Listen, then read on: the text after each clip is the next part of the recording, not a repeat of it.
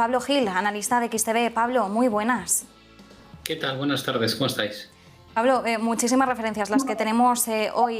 Bueno, en Estados Unidos, por un lado, ese dato macro, el dato de empleo, 210.000 nóminas no agrícolas, las que se han creado en el mes de noviembre, dato peor de lo esperado, se esperaba pues por encima del 500.000 de nóminas no agrícolas. Joe Biden ha intervenido, ha comparecido en la Casa Blanca y bueno, decía que el mercado laboral se mantiene fuerte, un poco en la línea también de lo que escuchábamos por parte de Jerome Powell esta semana, y además con la referencia que tenemos de la Reserva Federal esta semana. Hemos tenido doble comparecencia de Jerome Powell junto a la secretaria del Tesoro de Estados Unidos, Janet Yellen. Powell, una de las sentencias, ¿no? Una de las frases que nos dejaba era que había que eliminar ahora mismo la palabra transitoria de la inflación, también la necesidad de acelerar el tapering. Bullard, de la Fed de San Luis, ha hablado también en estas últimas horas diciendo que la Fed podría considerar acelerar el ritmo del tapering en próximas reuniones. Estamos pendientes de que dentro de 2 semanas se produzca esa reunión de 2 días por parte de la Reserva Federal, en una semana en la que también vamos a conocer la decisión en materia de política monetaria del Banco Central Europeo. Hoy ha hablado además también Christine Lagarde. En este caso, ha salvado un poquito más los muebles, no se ha metido tanto en si la inflación es o no transitoria, pero sí en que se va a mantener algo más baja de lo que le estamos viendo ahora en el año 2022. Bueno, son muchas las referencias. El Fondo Monetario Internacional también hoy urgía a la Fed de que acelerase ese tapering. Con este entorno que tenemos, bancos centrales por un lado, dato de empleo de Estados Unidos por otro, ¿con qué te quedas? Bueno, yo creo que por fin parece que las cosas tienden un poco a lo que llevábamos comentando desde hace ya meses. Hablar de transitoriedad de la inflación es un absurdo cuando no tienes en cuenta el nivel, ¿no? Una cosa es que pueda estar desfasada la inflación respecto a tu objetivo durante 6, 7, 8 meses, y no es un problema si esa inflación está al 2,8 3% respecto al 2% que es tu objetivo, ¿no? Entonces, lo que no tiene sentido es lo que hacían los bancos centrales hasta ahora, de decir, no, mientras no sea un periodo superior a un año no me preocupo. Digo, no, tendrás que preocuparte si la inflación triplica tu objetivo, que es lo que pasa en Estados Unidos. También hemos conocido los datos en Europa, ¿no? Inflaciones cercanas al 5%, que no se ven desde 1990-91. Por tanto, yo creo que los bancos centrales son presas de su propio discurso, han generado unas burbujas sin precedentes con políticas monetarias totalmente absurdas desde el punto de vista de cantidad. Es que la gente no es consciente, pero es que los tipos reales en Estados Unidos son del menos 6,2%. Y los tipos reales en Europa son del menos 4, bueno, ahora con el dato de 4,9, teniendo en cuenta que el tipo está en menos 0,50, estamos hablando de datos de tipos de interés reales inferiores al menos 5%. ¿Cómo no vas a generar una burbuja manteniendo un coste de financiación tan sumamente absurdo y bajo? Porque no olvidemos que las tasas de crecimiento que pronostican para el año 2022 son de prácticamente el 5% en ambas regiones. Con lo cual, se está dando una situación de no puedes quitar estímulo monetario porque descubres que todo lo que has creado es un castillo en el aire que se financia con unos costes del dinero históricamente bajos. No veíamos costes tan bajos del dinero en términos reales desde la década de los 70 y 80, que son los récords históricos, por cierto. Por tanto, hemos llegado a una situación en la que empieza a cambiar el discurso de la Fed. La Fed dice, sí, bueno, la inflación ya no se puede llamar transitoria, y a partir de ahí se va a desencadenar un montón de cosas, ¿no?, de las cuales también hemos hablado.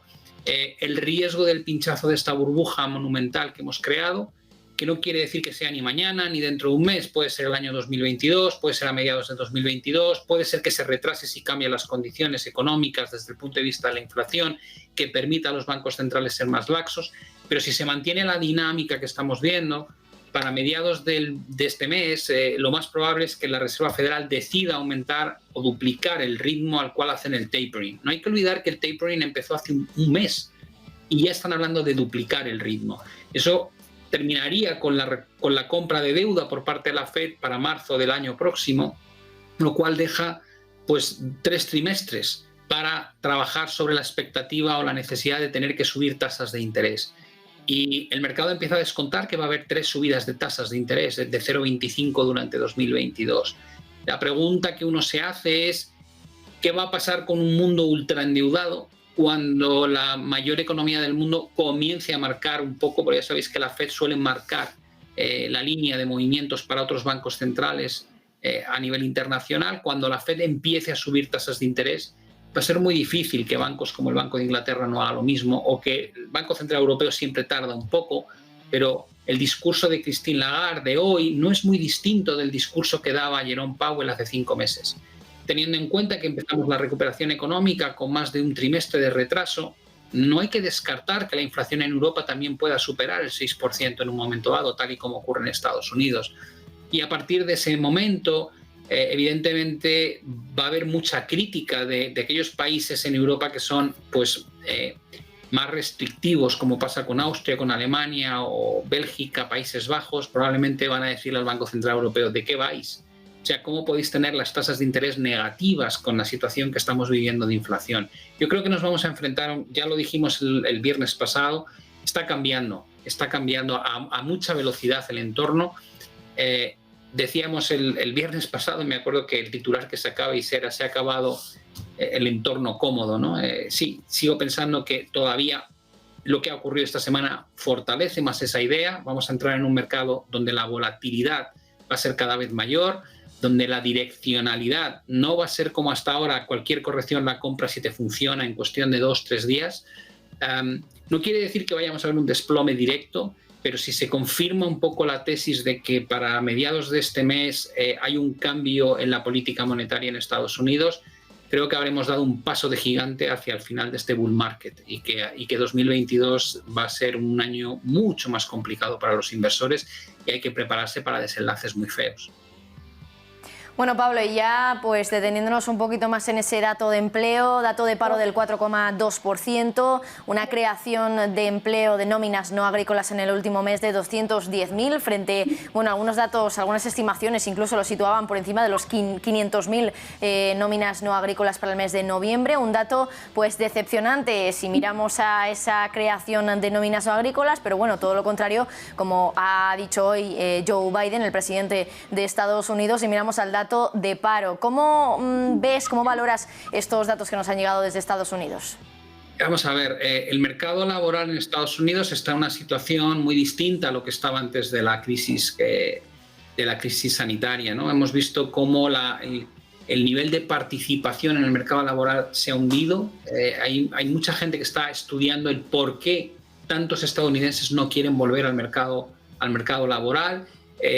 Hay muchos... Digamos que hay muchos, dentro de la encuesta hay muchas respuestas distintas, ¿no? Hay gente que no lo hace porque tiene miedo a contagios todavía, o porque está cuidando de gente que ha padecido pues, situaciones de COVID persistente. Hay gente que ha descubierto que prefiere cuidar de sus hijos o de sus mayores, no necesita ese dinero. Hay mucha gente que dice que con lo que han ganado durante el último año y medio, tanto en el incremento de ahorro como en la revalorización de sus carteras en bolsa, se pueden permitir el lujo de no volver al mercado laboral rápidamente. Otros te dicen que, viendo las presiones inflacionistas, o consiguen mejores condiciones laborales, y no hablamos solamente de que les paguen más. Sabéis que en Estados Unidos la cobertura sanitaria es muy mala, con lo cual lo que están pidiendo son beneficios de pólizas de seguro médico. Hay un sinfín de razones, pero lo cierto es que la cantidad de gente dispuesta a volver al mercado laboral es mucho menor de la que había antes de que estallase la crisis de COVID. Si a eso le sumas otro factor que es muy importante, y es que la realidad es que el número de oferta de empleo existente hoy en Estados Unidos casi duplica el número de gente buscando trabajo. Pues te da una idea, ¿no? Hay algunos estudios que te dicen, pero vamos a ver, ¿cómo no puedes hablar de pleno empleo cuando hay 2 trabajos por cada persona deseando trabajar?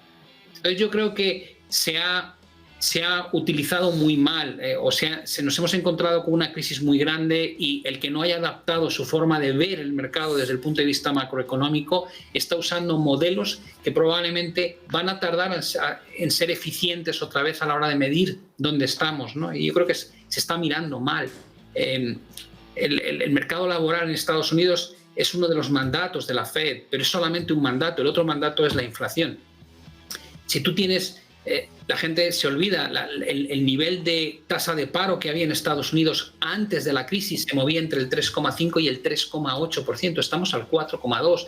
Venimos de 15%. Es que no queda nada. Es que básicamente el mensaje sería, pero vamos a ver, señor, si usted ya tiene pleno empleo a todos los efectos y a cambio tiene 3 veces más inflación de la que realmente dice que quiere tener, ¿cómo puede ser que haya llegado usted a esta situación con las tasas de interés al 0% y comprando todavía cantidades de 100.000 millones mensuales de bonos? O sea, raya el absurdo de tal forma que uno tiene que buscar una explicación más allá del dato en sí.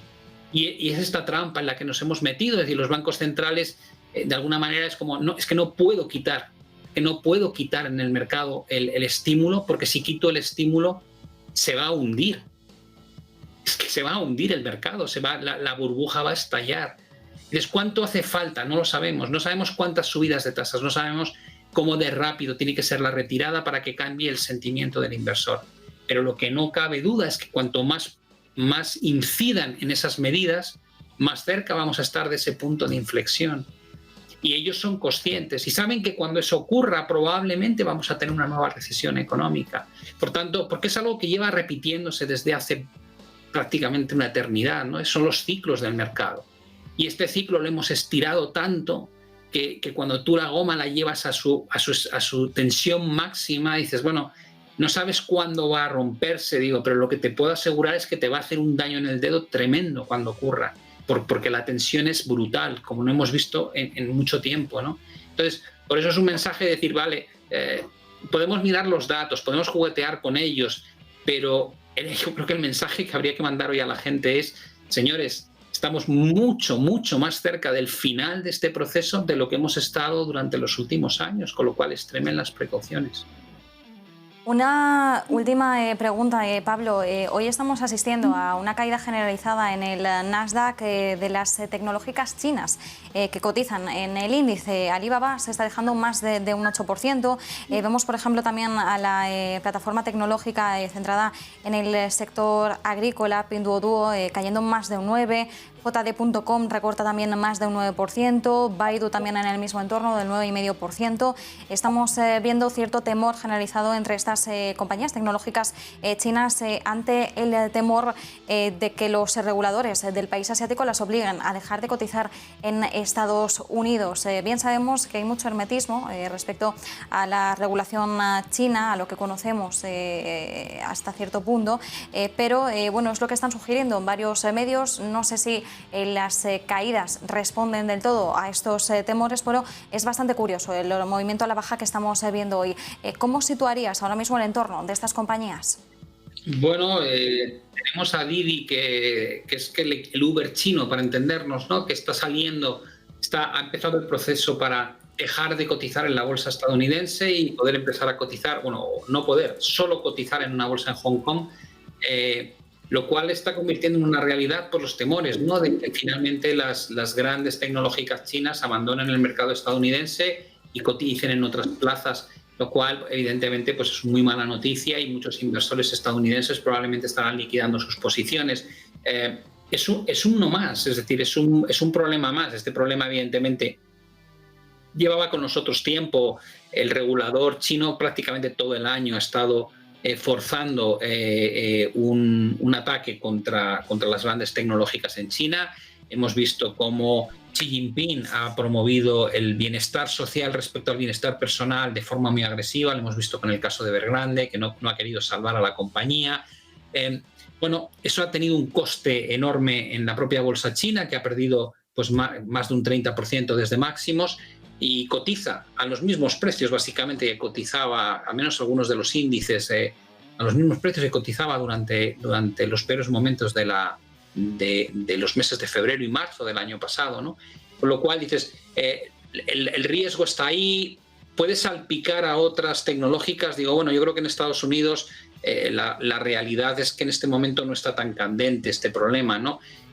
Siempre está latente porque parece que hay un deseo por parte de la administración de no permitir que estos conglomerados puedan tener tanto poder como el que tienen, y siempre se habla de dividir las compañías en trozos más pequeños, o establecer reglas antimonopolio, o perseguirlas desde el punto de vista de que pagan muy pocos impuestos porque tiene un entramado fiscal que les permite tributar en sitios donde tienen una menor presión o carga tributaria. Bueno, ya sabemos que hay ciertos procesos que van en contra de este tipo de compañías, pero yo creo que ahora mismo no se ve una persecución o un ataque frontal. Lo de China es simplemente otra más. Llevamos viéndolo todo el año, y el hecho de que ahora Didi pues abandone las plazas estadounidenses pues pone de manifiesto que esto probablemente pues tiene visos de poder seguir tensionándose y trasladarse a otras compañías que todavía están cotizando allí. Sí, final, Pablo Gil, desde XTV, como siempre, un placer. Muchísimas gracias. Muchas gracias a vosotros.